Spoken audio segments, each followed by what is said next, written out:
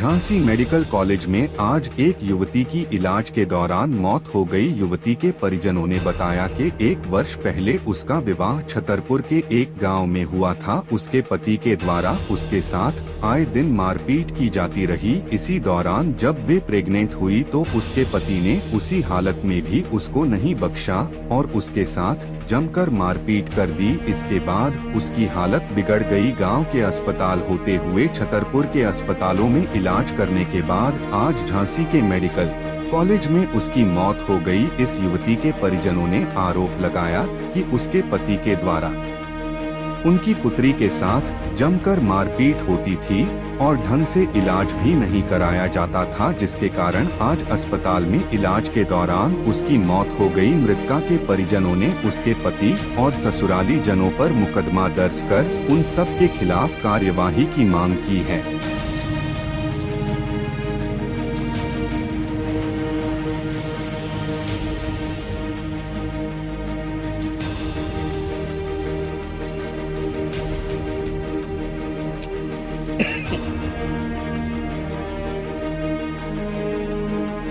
क्या नाम है आपका? राजूसी। क्या हुआ?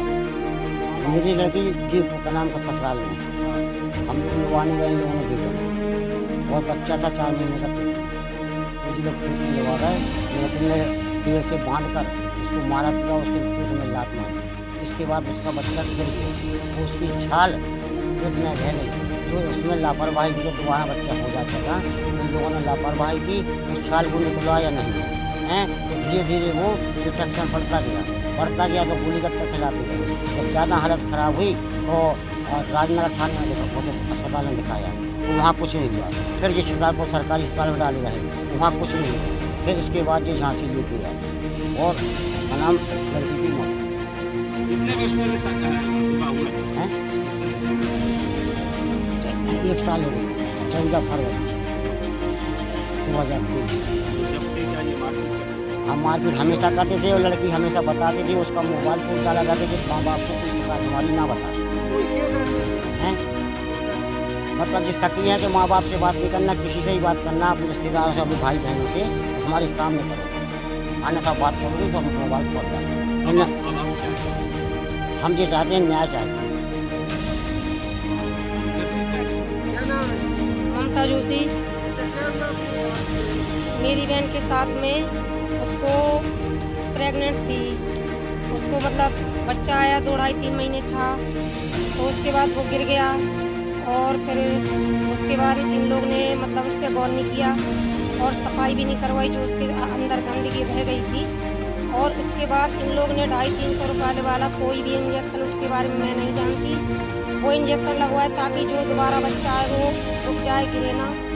इसलिए उसके कारण उसके शरीर में इन्फेक्शन, जो गंदगी थी उसके कारण इन्फेक्शन बढ़ता गया।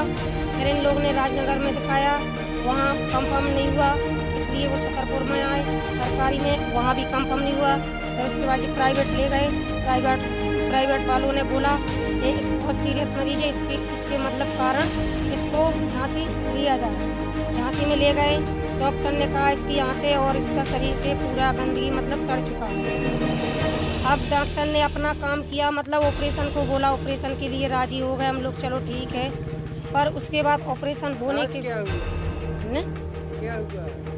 इसके बाद ऑपरेशन के बाद जब हालत एक दिन ठीक थी, फिर उसके बाद बिगड़ती गई, डॉक्टर कंट्रोल नहीं कर पाया और जिसे उसे इमरजेंसी जो मशीन में रखना था, जिससे उसकी सांसें चल रही थी, धड़कनें, वो उनके पास मशीन नहीं थी। इसलिए उन्होंने कहा है कि इसको सरकारी मेडिकल कॉलेज इमरजेंसी में लेकर जाया जाए, वहाँ पर मशीन है, वो कंट्रोल कर सकती है। बस फिर उसके बाद रश्मि की, उसके हम लोग के थोड़े देर ही बाद रश्मि की मौत हो चुकी है। हम इंसाफ चाहते हैं, जो हमारे माँ बाप ने दिया है हमें वो चाहिए और उसके बाद इन लोग को सजा दिलवाई दी जाए जल्द से जल्द। अगर नहीं दी जाएगी, हम जहाँ तक कहेंगे वहाँ तक हम लड़ेंगे। आपको क्या लगता है हम इसका कारण इसकी मम्मी को, इनके पति को, रश्मि के दादा को फिर भी चला, बूढ़ा आदमी, उसने कुछ किया है उसके लिए, पर इन लोग ने उस पर दबाव इतना डाला वे कुछ बोलने के मतलब उसके प्राण टूटने के बाद भी वो कुछ बोलना चाह रही थी, पर इन लोगों ने इतना मजबूर किया, वो कुछ नहीं बोल पाई, केवल इशारा मारती रही मेरे को कि ममता कुछ समझो, हमने कहा हम सब समझ